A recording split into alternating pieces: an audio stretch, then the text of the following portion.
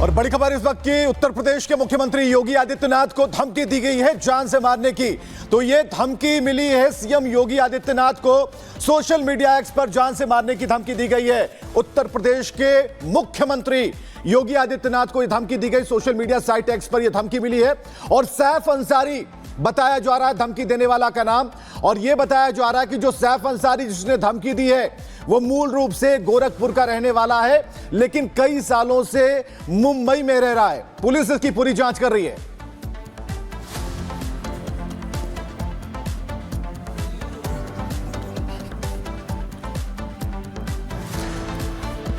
जनवरी 2025 में महाकुंभ की तैयारी चल रही है, और महाकुंभ की तैयारी ऐसी वैसी नहीं, बहुत बड़े पैमाने पर। लेकिन सवाल इस बात को लेकर है कि अब मांग भी हो रही है। मांग ये हो रही है कि जो गैर हिंदू हैं इस महामेले में उनका प्रवेश वर्जित हो, और इस बार तो धीरेन्द्र शास्त्री ने भी इस पर अपनी मुहर लगा दी है। रिपोर्ट देखिए।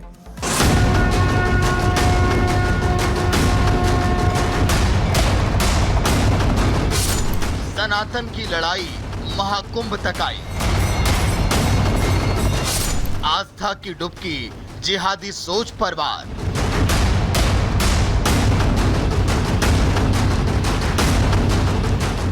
अपने बयानों को लेकर अक्सर चर्चाओं में रहने वाले पंडित धीरेन्द्र शास्त्री एक बार फिर अब सुर्खियों में हैं। महाकुंभ को लेकर अखाड़े के सुझाव पर धीरेन्द्र शास्त्री ने मुहर लगा दी है। उन्होंने कहा है कि महाकुंभ से अल्पसंख्यकों का प्रवेश वर्जित रखना चाहिए। महाकुंभ में उन्हें दुकान भी नहीं देना चाहिए। जो सनातन धर्म के बारे में नहीं जानता हो वह महाकुंभ में दुकान कैसे संचालित कर सकता है।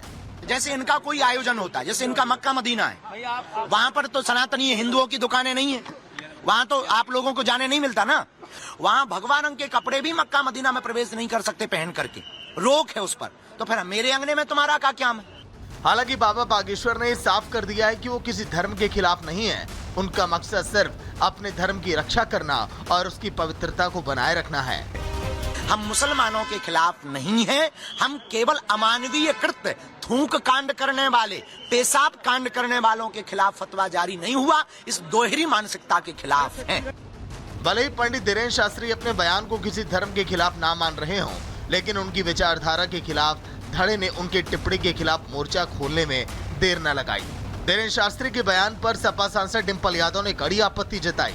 साथ ही ऐसे फैसले को गंगा जमुना तहजीब के खिलाफ बताया।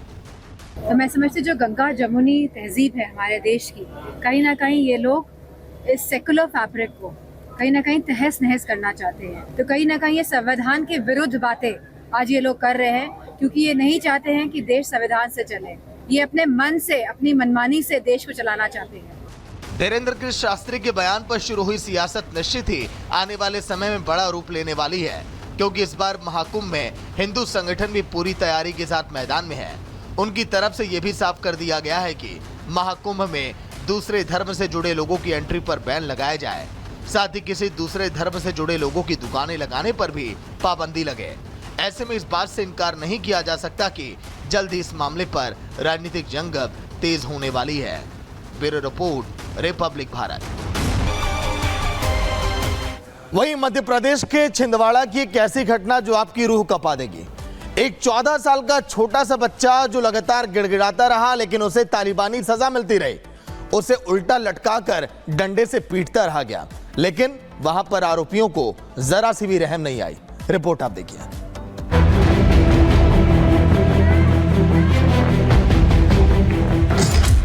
14 साल के मासूम से हैवानियत। उल्टा लटकाकर बच्चे को पीटा।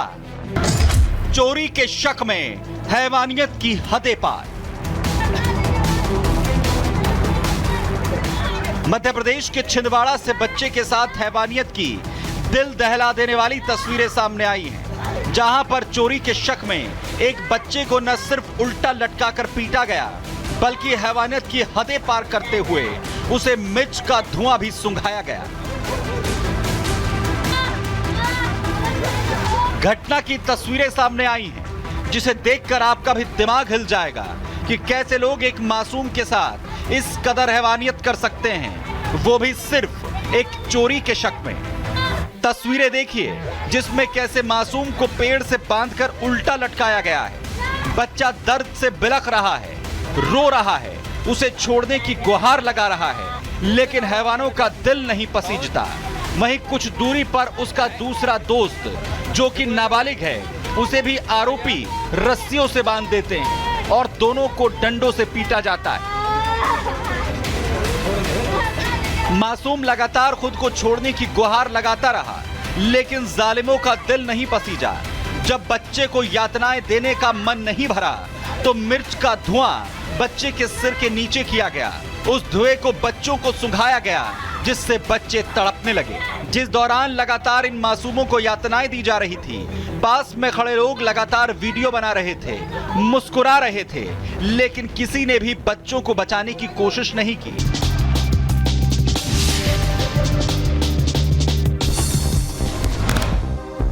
दिल्ली के नागलोई में फायरिंग से मचा हड़कंप। प्लाईवुड की दुकान पर बदमाशों ने की कई राउंड फायरिंग। हमलावरों ने पर्ची फेंककर 5 करोड़ की मांगी थी रंगदारी। पुलिस मामले की जांच में जुटी है।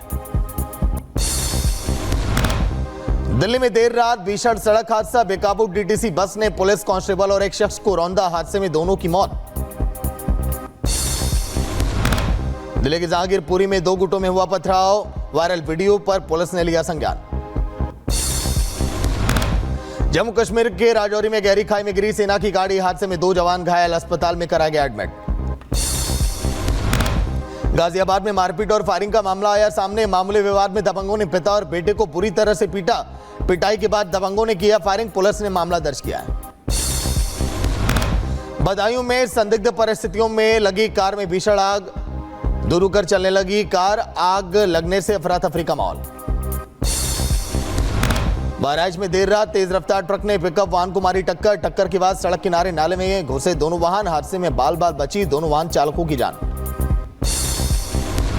शाहजहांपुर में देखने को मिला तेज रफ्तार का कहर। बस ने बाइक सवार को रौंदा। हादसे में बाइक सवार मामा भांजे की दर्दनाक मौत। कनाडा की घटना पर चंडीगढ़ में प्रदर्शन। हिंदू संगठन ने मार्च निकालकर किया प्रदर्शन। सनातन का अपमान नहीं सहेगा हिंदुस्तान के लगे नारे। कनाडा सरकार से खालिस्तानियों पर एक्शन लेने की मांग। कनाडा में हिंदू संगठन का विरोध प्रदर्शन आज। मंदिर हमले के बाद कनाडा हिंदू समूह करेंगे प्रदर्शन।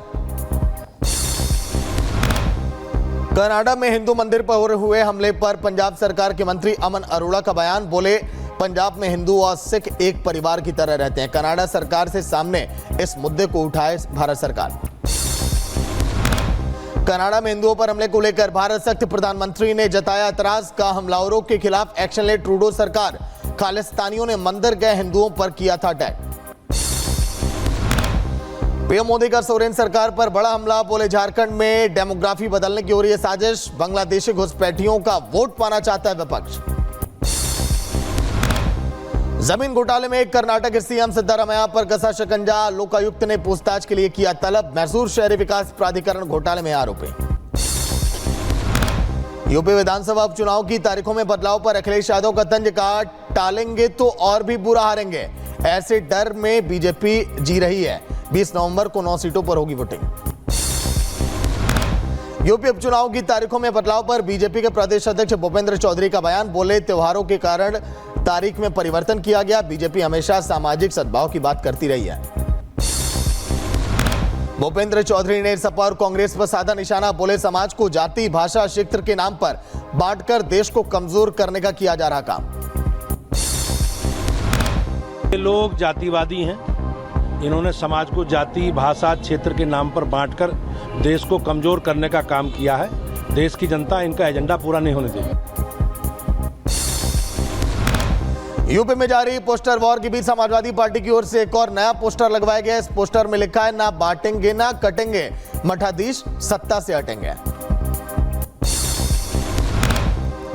आंध्र प्रदेश के उप मुख्यमंत्री पवन कल्याण ने अपनी गठबंधन सरकार पर भड़के। बोले अपराधियों के खिलाफ योगी सरकार जैसा एक्शन ले रही है ठीक।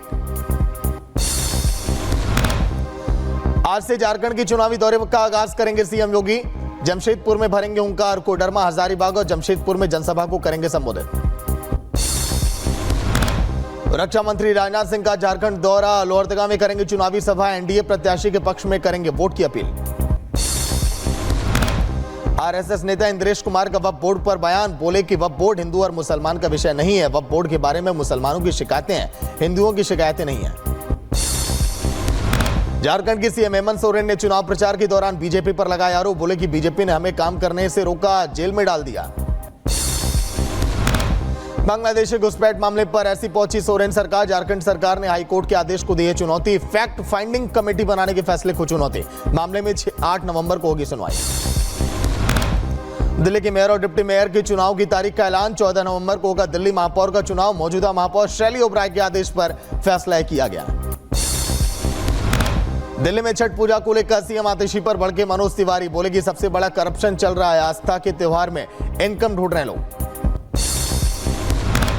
आतिशी जी को और आम आदमी पार्टी को, इन लोगों को शर्म आनी चाहिए कि ये आस्था के इस त्योहार में भी इनकम ढूंढ रहे हैं। श्री कृष्ण जन्मभूमि मामले पर सुप्रीम कोर्ट आज करेगा सुनवाई, मुस्लिम पक्ष ने हाईकोर्ट के फैसले को दी है चुनौती। शिया धर्मगुरु मौलाना कोकब मुतस्ता का बयान, बोले कि वक्फ की प्रॉपर्टी भारत सरकार की होती है, जो भारत की संपत्ति को लूटेगा उसके खिलाफ एफआईआर तो होगी।